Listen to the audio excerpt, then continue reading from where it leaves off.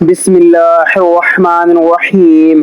شروع کرتا ہوں اللہ تعالیٰ کے نام سے جو بڑا مہربان اور نہایت رحم کرنے والا ہے۔ السلام علیکم دوستو۔ حدیث آپ صلی اللہ علیہ وآلہ وسلم نے ارشاد فرمایا، اللہ تعالیٰ اس شخص کے چہرے کو تر و تازہ رکھے جس نے میری حدیث کو سنا، اسے یاد کیا اور اس کی حفاظت کی اور اسے آگے بیان کیا۔ حضرت عبداللہ بن عمر رضی اللہ عنہ سے روایت ہے کہ ہم لوگ رسول اللہ صلی اللہ علیہ وآلہ وسلم کی ایک ایک نشست میں شمار کر لیتے تھے کہ آپ صلی اللہ علیہ وآلہ وسلم سو دفعہ اللہ تعالیٰ کے حضور میں عرض کرتے تھے، دعا رب اغفر لی وتب علی انک انت التواب الغفور۔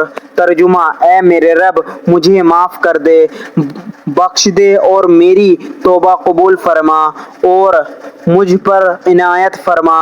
حضرت انس رضی اللہ عنہ سے روایت ہے کہ رسول اللہ صلی اللہ علیہ وآلہ وسلم نے فرمایا، ہر آدمی خطا کار ہے، کوئی نہیں ہے جس سے کبھی کوئی خطا اور لغزش نہ ہو، اور خطا کاروں میں وہ بہت اچھے ہیں جو خطا و قصور کے بعد مخلصانہ توبہ کریں اور اللہ تعالیٰ کی طرف رجوع ہو جائیں۔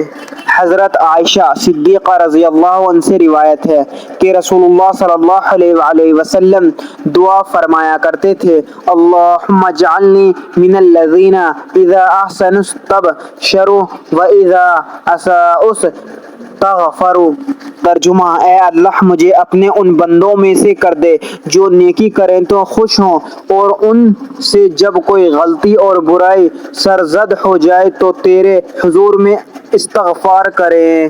تشریح، کسی بندے کو ان اچھے اعمال کی توفیق ملنا جن کے صلہ میں جنت اور رضائے الہی کا وعدہ ہے، اس بات کی علامت اور نشانی ہے کہ اس پر اللہ تعالیٰ کی نظر عنایت ہے، اس لیے اس کا حق ہے کہ اس کو چاہیے کہ وہ اعمال حسنہ کی اس توفیق پر خوش ہو اور شکر ادا کرے۔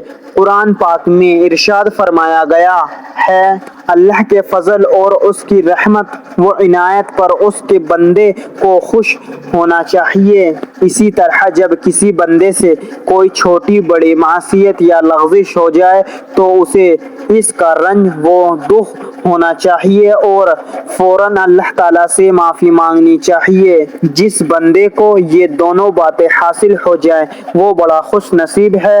رسول اللہ صلی اللہ علیہ وآلہ وسلم خود اپنے لیے یہ دعا فرمایا کرتے تھے کہ اللہ تعالیٰ مجھے بھی یہ دونوں باتیں نصیب فرمائے۔ رسول اللہ صلی اللہ علیہ وآلہ وسلم نے ارشاد فرمایا، آباد رہے وہ شخص جو میری حدیث سنے اور دوسروں تک پہنچائے۔ اللہ تعالیٰ ہم سب کو ان پیارے احادیث مبارکہ پر عمل کرنے کی توفیق عطا فرمائے، آمین۔